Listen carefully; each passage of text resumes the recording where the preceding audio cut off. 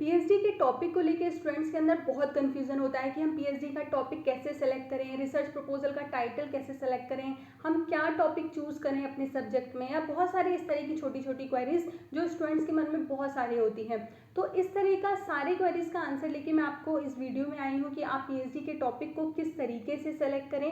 कुछ tips and tricks मैं आपके साथ शेयर करने वाली हूँ ताकि आप आसानी से अपने पीएचडी के टॉपिक को सेलेक्ट कर सकें और आपको आगे कोई परेशानी नहीं हो। तो hello, this is Juhi Shukla. Research की दुनिया में आप सबका बहुत बहुत स्वागत है।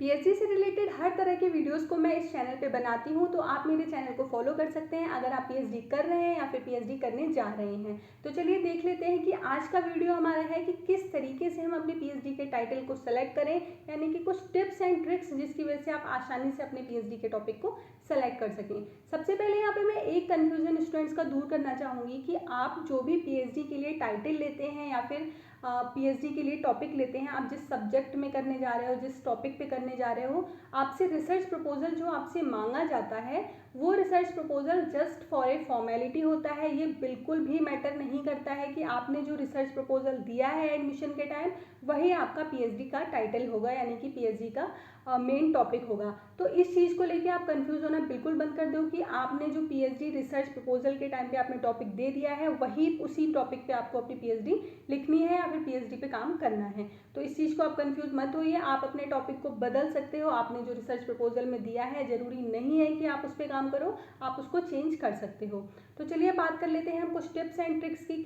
पीएचडी का टॉपिक चूज करना सच में अपने आप में काफ़ी बड़ा टास्क है। इसमें बहुत सारा कंफ्यूजन क्रिएट होता है, बहुत ज़्यादा समझ में नहीं आता है कि हम क्या टॉपिक चूज करें। तो क्योंकि हम जो भी टॉपिक चूज करेंगे आगे हमें उस पर काम करना है, प्लस आगे हमें उस पर काम करवाना है, तो हमें कोई ऐसा टॉपिक चूज करना है ताकि हम आसानी से उसमें काम कर सकें, कोई भी हमें प्रॉब्लम फेस ना करनी पड़ी, प्लस आगे अपने स्टूडेंट्स को, यानी कि आगे फ्यूचर में आने वाले पीएचडी स्टूडेंट्स को हम उस टॉपिक में पीएचडी करा सकें। तो सबसे पहले चलिए हमें किस चीज़ का ध्यान रखना है। पहले आपसे जब आपका एडमिशन होता है तो आपसे रिसर्च प्रपोजल मांगा जाता है। मोस्टली यूनिवर्सिटी में मांगा जाता है, वहाँ एक आध में नहीं मांगा जाता अलग बात है, लेकिन 98% यूनिवर्सिटीज़ में आपसे रिसर्च प्रपोजल मांगा जाता है। उस टाइम पे आप रिसर्च प्रपोजल बनाते हो, उस टाइम पे आपने जस्ट एमएससी या फिर नेट करके आप आते हो, उस टाइम आपको समझ में नहीं आता है कि हमने क्या रिसर्च प्रपोजल बनाया, तो आप किसी भी तरीके से वो रिसर्च प्रपोजल कंप्लीट करते हो। तो वो तरीका ठीक भी है कि आप कैसे भी वहाँ पे रिसर्च प्रपोजल बनाते हो, क्योंकि आपको चीज़ें पता नहीं है कि हमें किस तरीके से बनाना है, यानी कि टाइटल को हमें सेलेक्ट करना है। वहाँ पे स्टूडेंट्स को बहुत कंफ्यूजन होता है कि हमने जो रिसर्च प्रपोजल दे दिया कहीं ऐसा ना हो कि इसी में हमें आगे रिसर्च करनी हो। तो आप बिल्कुल निश्चिंत हो जाइए। आप जो भी रिसर्च प्रपोजल देते हो वो सिर्फ आपकी पोटेंशियल, आपकी चीज़ें चेक करने के लिए होता है। बिल्कुल ऐसा नहीं होता है कि आपसे उसी टॉपिक में काम कराया जाएगा। टॉपिक आपका आपके गाइड पे डिपेंड करता है कि जैसा वो चाहेंगे आप वैसा टॉपिक सेलेक्ट करके आप अपना काम कर सकते हो। हाँ, कुछ केस ये हो सकते हैं कि आप पहले से ही श्योर हो कि मुझे इसी फील्ड में काम करना है, मुझे इसी टॉपिक पे काम करना है, और आप बिल्कुल ही श्योर हो, आपको कोई परेशानी नहीं है उस टॉपिक पे, देन उस केस में आप अपने रिसर्च प्रपोजल के साथ जा सकते हो, यानी कि रिसर्च प्रपोजल पे आप अपने काम को बढ़ा सकते हो। लेकिन अगर आपको 1% या 2% भी आपको लगता है कि नहीं मुझे इस पे काम नहीं करना है, मुझे इसे आगे बढ़ाना नहीं है, तो उस केस में आप वहाँ पे चेंज कर सकते हो और कोई भी प्रॉब्लम नहीं होती है। चलिए आप बात करते हैं कि हमें सबसे पहले कब सेलेक्ट करना होता है, यानी कि पीएचडी टाइटल, जो कि आप एक बार अगर आप सेलेक्ट कर लेते हैं उसके बाद आप उसे बदल नहीं सकते हैं। आपको हमेशा उसको लेके चलना होगा, प्लस अपनी पीएचडी के टाइम, प्लस आगे आप जो पीएचडी कराने वाले हैं उस टाइम भी इस चीज़ का आपको ध्यान रखना होगा। तो सबसे पहले आप जब अपनी स्नॉप्सिस लिखते हो, यानी कि जब आपको अपनी स्नॉप्सिस सबमिट करनी होती है, आपकी आरडीसी की मीटिंग होती है आफ्टर कोर्स वर्क, यानी कोर्स वर्क के बाद जब आप स्नॉप्सिस अपनी देते हो वो आपका फाइनल टाइटल होता है। यानी कि वहाँ पे आपने जो भी टाइटल सेलेक्ट कर लिया, यानी कि जो भी टॉपिक ले लिया, उसमें अब आपको अपनी पूरी पीएचडी करनी है। आरडीसी की मीटिंग हो गई, यानी कि आपका टॉपिक सेलेक्ट हो गया, उसके बाद आप उसे चेंज नहीं कर सकते हो। आरडीसी में ही आपको फाइनल एक टच मिलता है कि वहाँ पे आप अपने टॉपिक को बदल सकते हो, और अगर गाइड को या फिर पैनल मेंबर को लगता है तो वो आपके टॉपिक को बदलवा सकते हैं। उसके सिवा कोई और ऑप्शन नहीं होता है। अगर आपने एक बार आपका फाइनल हो गया तो आपको उसी टॉपिक पे करना है पीएचडी। मोस्टली टाइटल जो होता है हमें हमारे गाइड की तरफ से मिलता है, यानी कि हमारे प्रोफेसर, यानी कि हमारे सुपरवाइज़र जो चाहते हैं उस पर हमसे काम करवाते हैं। लेकिन अगर एक केस ये आता है कि आपके पास कोई चीज़ है कि आप उस पर काम करना चाहते हो, आपको पता है कि आप आराम से उस पर काम कर सकते हो, आपके पास सोर्स हैं और आपको कोई भी परेशानी नहीं होगी, तो उस केस में गाइड आपकी हेल्प करते हैं और आपसे कहते हैं ठीक है, अगर आपको लगता है कि आप अपने इस टॉपिक पे अच्छा काम कर सकते हो तो आप अच्छे से काम कर लो, उन्हें कोई ऑब्जेक्शन नहीं होगा। लेकिन ऐसा बहुत कम होता है, स्टूडेंट्स अपनी तरफ से टॉपिक बहुत कम लाते हैं, मोस्टली गाइड जो काम कराते हैं वही स्टूडेंट्स करते हैं और उसको ही लेके आगे बढ़ते हैं। तो अगर आपके पास अपना टॉपिक नहीं है तो डेफिनेटली आपको अपने गाइड के टॉपिक के साथ जाना होगा, वो किस तरीके से काम कराएंगे उस तरीके से आपको अपना काम करना होगा। तो चलिए देख लेते हैं कि हमें टाइटल सेलेक्ट करते टाइम हमें किन छोटी छोटी चीज़ों का ध्यान रखना होता है। सबसे पहले मैं बात करने वाली हूँ इंटरेस्ट की, यानी कि आपको अब जो भी आप टॉपिक सेलेक्ट करो उसमें आपको इंटरेस्ट होना चाहिए। ये बहुत ही बड़ा फैक्टर है, यानी कि ये बिल्कुल भी इग्नोर नहीं किया जा सकता। आप चाहे आपके गाइड कोई टॉपिक दें, चाहे आप खुद कोई टॉपिक सेलेक्ट करें, अगर आपको उसमें इंटरेस्ट नहीं आएगा तो आपको पीएचडी आगे 3-4 साल झेलना बहुत मुश्किल पड़ जाएगा।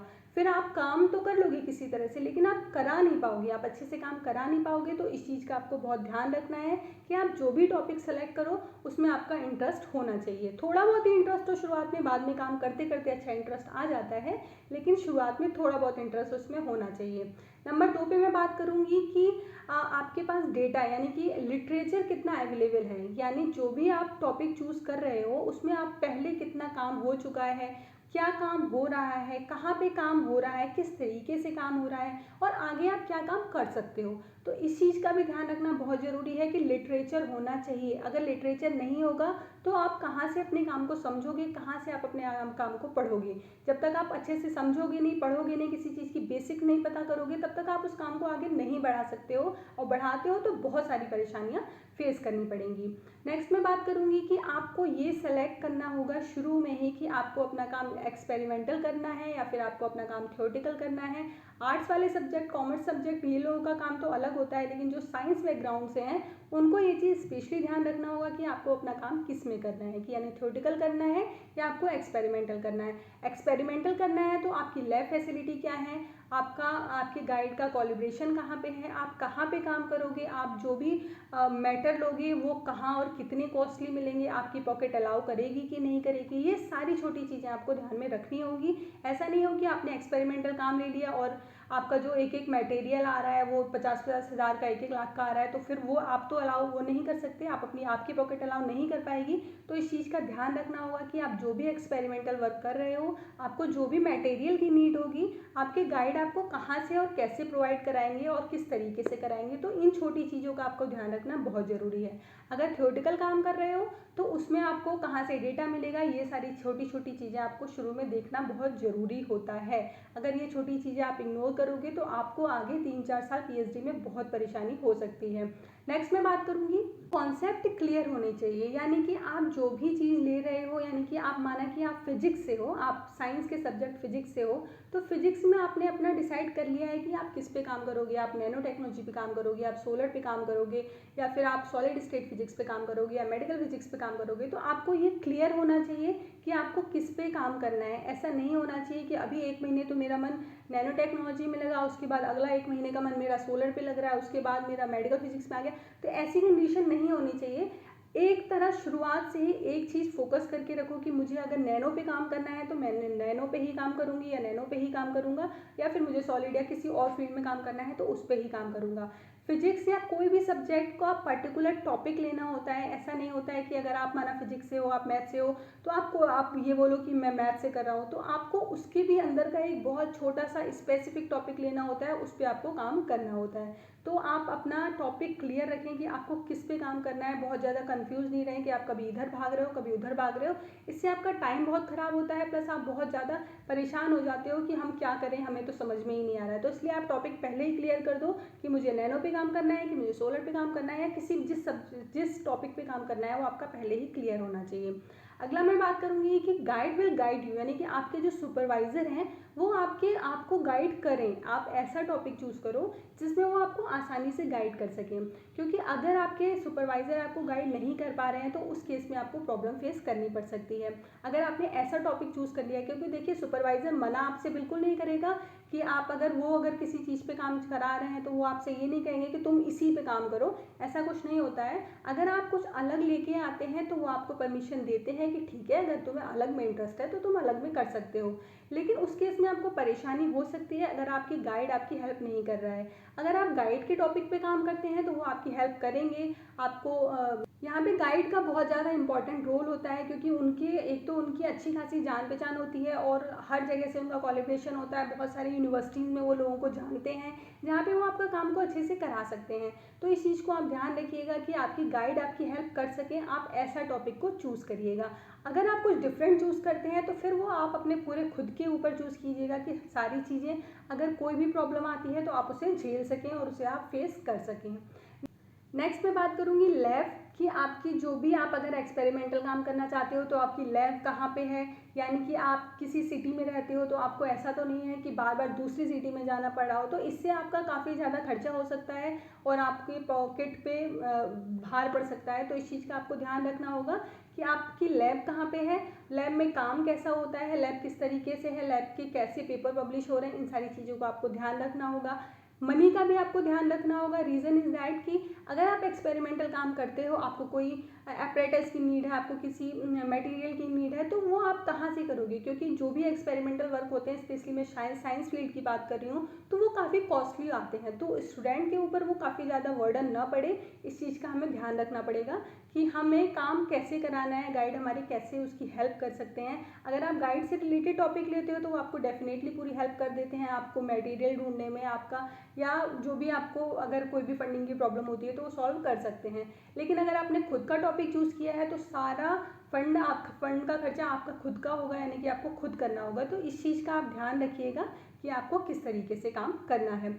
नेक्स्ट मैं बात करती हूँ लोकेशन की। लोकेशन भी मैटर करता है कि आप ऐसा तो नहीं है कि आपको बार बार किसी काम के लिए कभी इधर जाना पड़ रहा है, कभी उधर जाना पड़ रहा है, तो कहीं ऐसा ना हो कि आप चक्कर ही लगाते रह जाएं, उसमें आपका टाइम भी काफ़ी खर्च होगा, आपका पैसा भी काफ़ी खर्च होगा। तो इस चीज़ का भी आपको ध्यान रखना होगा कि लोकेशन क्या है, कहाँ पे मैं अपना काम अच्छे से कर सकता हूँ या कर सकती हूँ, इस चीज़ का भी ध्यान रखना होगा। ये सारी छोटी छोटी चीज़ों का आपको ध्यान रखना होगा। ये अगर आप इन टिप्स एंड ट्रिक को फॉलो करते हैं तो आपको अपने टाइटल को सेलेक्ट करने में कोई परेशानी नहीं होगी और आगे फ्यूचर में आप अपना 3 4 5 साल जो भी आप पीएचडी को देते हैं वो आप आसानी से कर सकते हैं। प्लस आप एक अच्छी पीएचडी करा भी सकते हैं जब आप अच्छे से काम करेंगे। तो यहाँ पे रिसर्च प्रपोजल कैसे बनाते हैं, रिसर्च प्रपोजल से लेके अगर जो भी आपकी क्वेरी हो तो उसकी वीडियोस मैंने अपने चैनल पे डाल दी हैं, वो आप जाके वहाँ पे चेकआउट कर सकते हैं। आशा करती हूँ कि आपको ये वीडियो अच्छी लगी होगी। अगर वीडियो अच्छी लगे तो प्लीज़ अपने दोस्तों के साथ शेयर करें, सब्सक्राइब करें मेरे चैनल को। पीएचडी से रिलेटेड हर तरह की क्वेरी मैं यहाँ पे शेयर करती रहती हूँ और आपको काफ़ी ज़्यादा उससे हेल्प मिल सकती है। इस वीडियो में इतना ही, मिलते हैं नेक्स्ट वीडियो में। Thank you.